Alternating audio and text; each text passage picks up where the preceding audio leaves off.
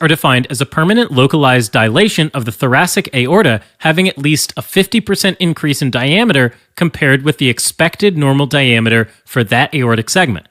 They're divided into the ascending thoracic or the descending thoracic, depending on whether they're proximal or distal to the origin of the left subclavian artery, respectively. Ascending TAAs are most common, and the main risk factors are cystic medial necrosis, which often occurs with aging, or connective tissue disorders like Marfan and Ehlers-Danlos. While for descending TAAs, the main risk factor is atherosclerosis, and some might even be associated with tertiary syphilis. Thoracic aneurysms are often asymptomatic and discovered through chest radiography done for other reasons. The most common features include a widening of the mediastinal silhouette, enlargement of the aortic knob, or displacement of the trachea from the midline. Other radiographic features include displaced calcification, aortic kinking, and opacification of the aortopulmonary window. These findings should prompt further evaluation, since many aneurysms are not apparent on the chest radiograph, and chest radiography can't reliably distinguish an aneurysm from a tortuous aorta, which is a twisting or distortion of the aorta that causes narrowing or constriction, potentially blocking the blood flow.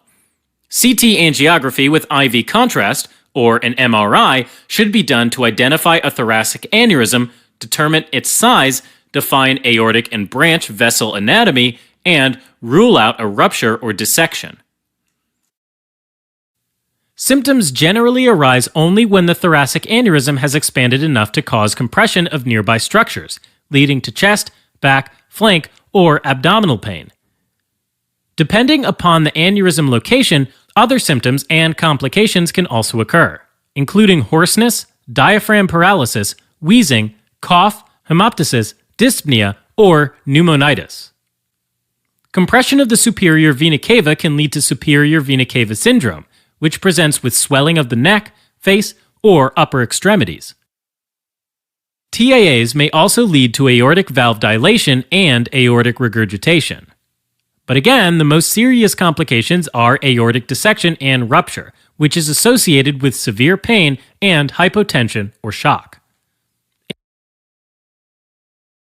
Individuals with asymptomatic thoracic aneurysms should be followed with serial CT or MR angiography studies.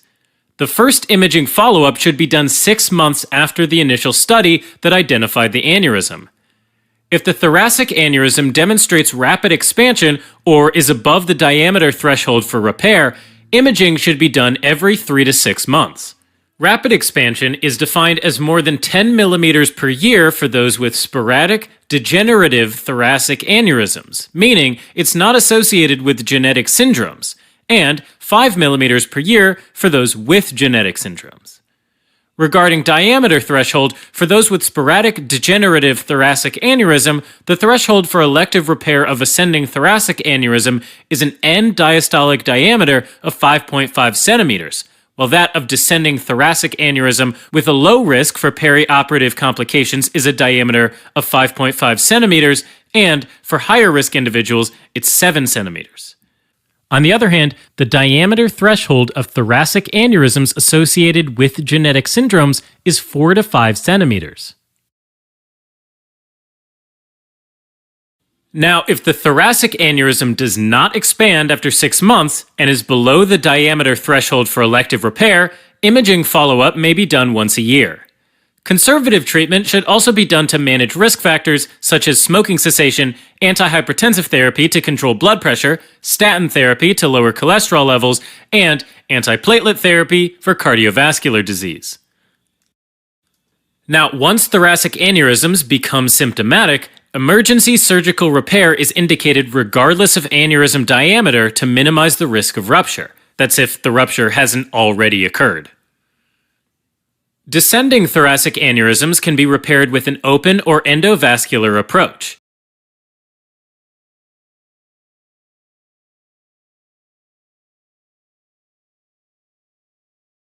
Etiology is sporadic or genetically mediated.